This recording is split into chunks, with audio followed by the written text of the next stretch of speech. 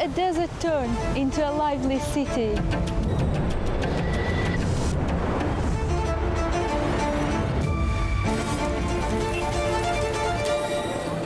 A city that connects East and West for centuries.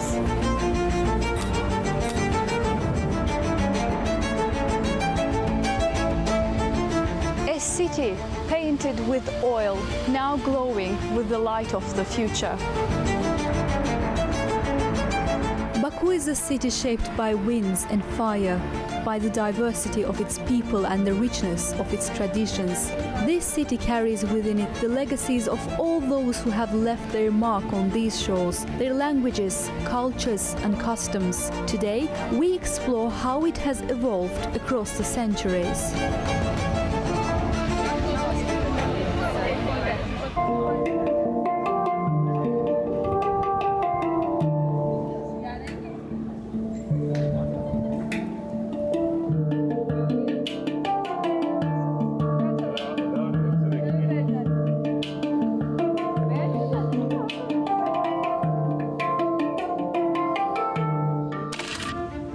Once called Badikube, the city of winds, Baku has always been a city at a crossroads, bustling with merchants, tradesmen, sailors, poets, painters and writers. Long ago, the city existed only within its castle walls. Merchant ships crowded the shoreline, for Baku was an important hub on the Silk Road, connecting east and west with the trade of silk, spices and stories.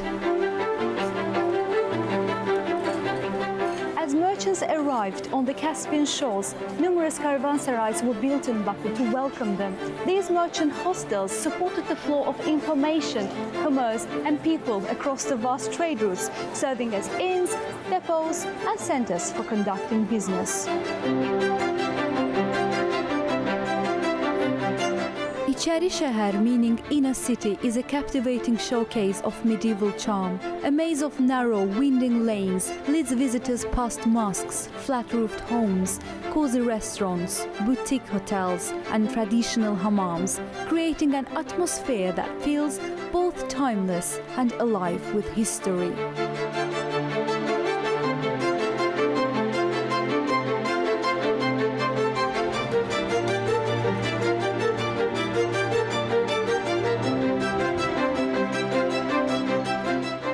We're not talking about a museum trapped behind stone walls.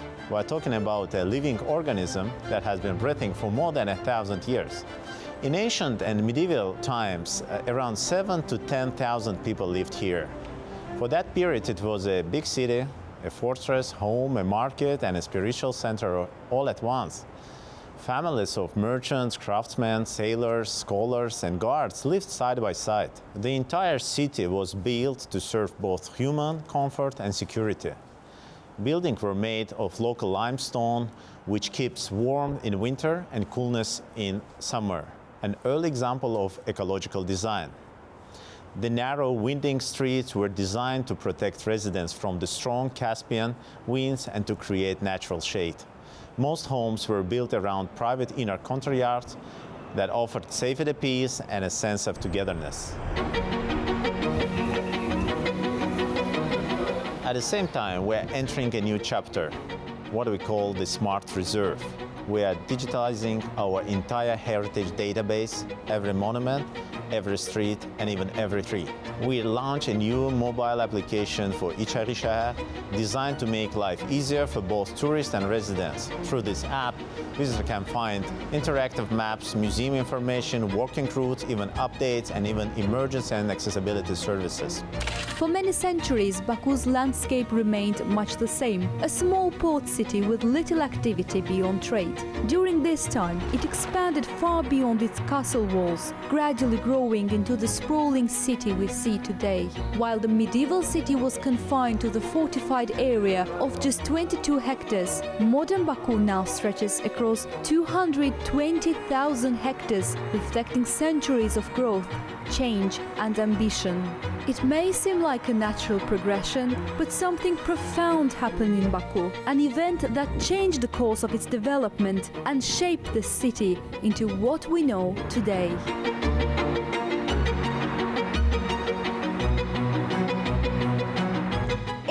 19th century, when the first oil fountain erupted from the ground, a small port city instantly transformed into the industrial center of the Caucasus. As connectivity and logistics flourished, people no longer gathered at the water wells like this. The water now came to them.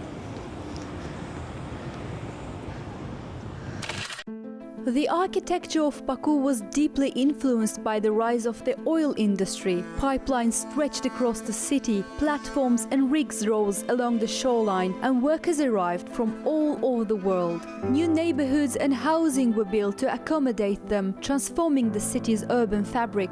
Oil gushed from the ground with such force that much wasted, contaminating the land and air.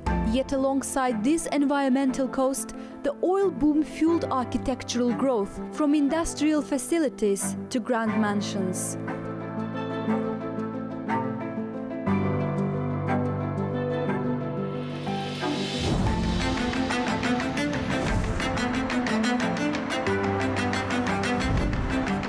Wealthy oil barons raced to construct the most grandiose buildings, and the influence of Tsarist architecture also played a significant role.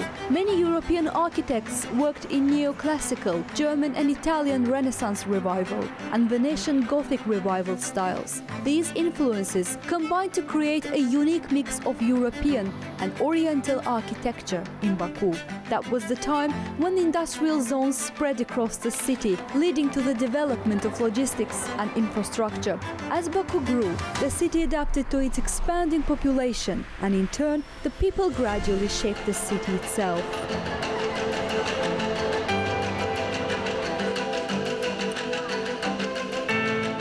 As Baku's transport networks developed, moving across the city became easier and more efficient. The metro, in particular, transformed connectivity, linking districts and energizing urban life with every new station. The foundations of Baku's metro infrastructure were laid during the Soviet period, a chapter that revealed a new dimension of the city.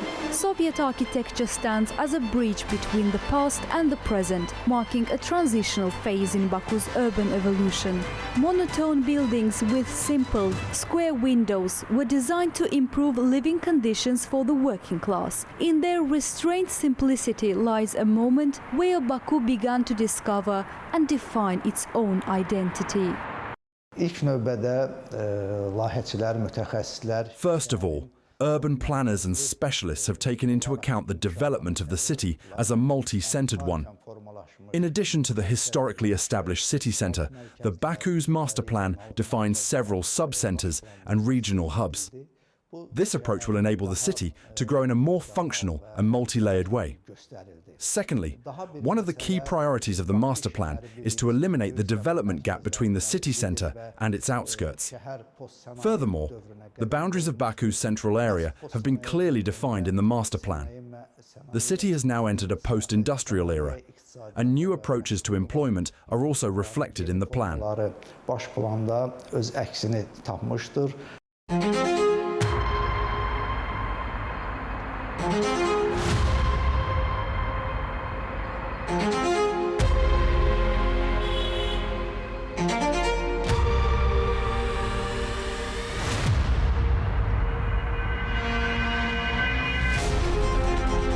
Today, the city has become a showcase of modern architecture, with numerous distinctive buildings shaping its skyline. At first glance, the contrast between old and new may seem striking, even abrupt, but each structure tells a story, a narrative of how Baku transformed, blending history and innovation in a way that is uniquely its own.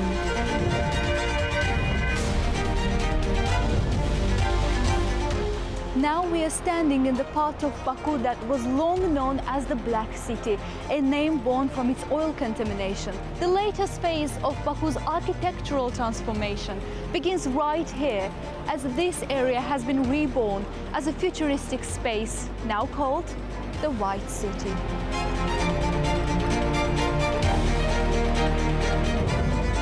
Baku's White City emerged from the remnants of its industrial past. Oil-contaminated soil was excavated to depths of up to 8 meters, with a total of 1.5 million cubic meters removed from the site. The reclaimed 39-hectare area has since been transformed into green space. Modern architecture has completely reshaped the landscape, transforming what was once a barren desert and oil-polluted area into a lively urban paradise.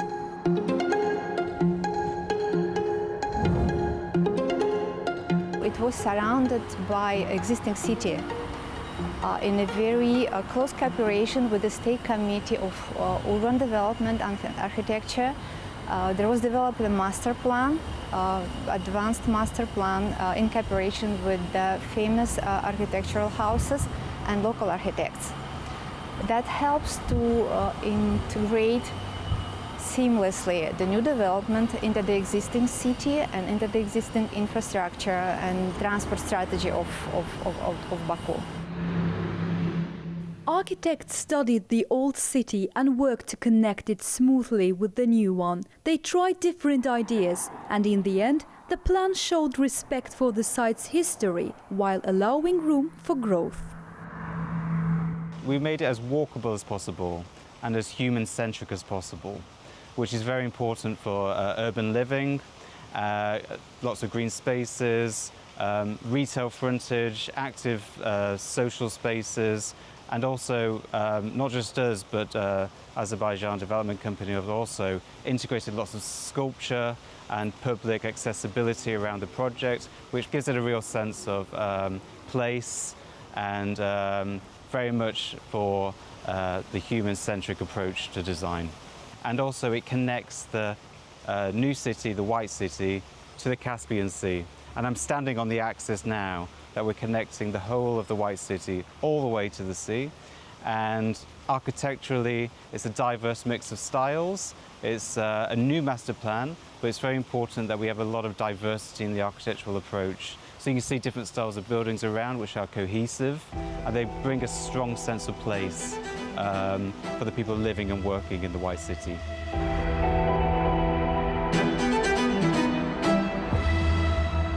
The current population of White City is around 50,000 people. By the end of the project, it is estimated that the number will rise to about 200,000.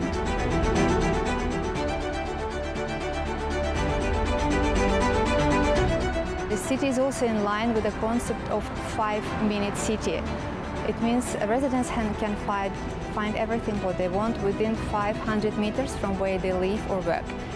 That reduces number of driving trips, or people can just walk, and it makes their life more walkable.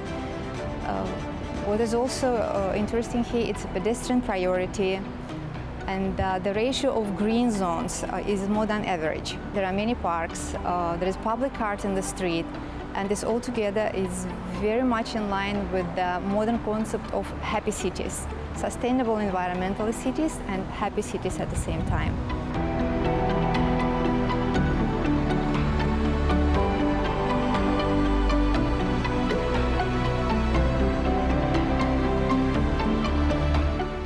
Is a significant part of White City's master plan, with many parks built using modern techniques. Seeds were brought from various regions to cultivate diverse gardens, enhancing the area's aesthetic and ecological value.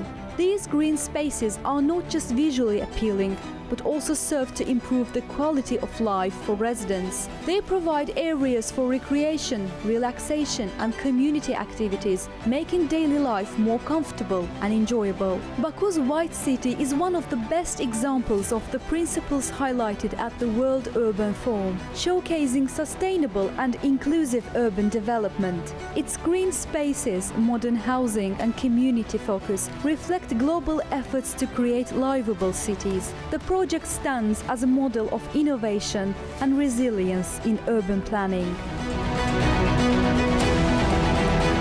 A closer look reveals that, much like a Caucasian carpet, Baku is a tapestry of textures, patterns, people, colors and centuries. And it develops day by day as weaving still continues.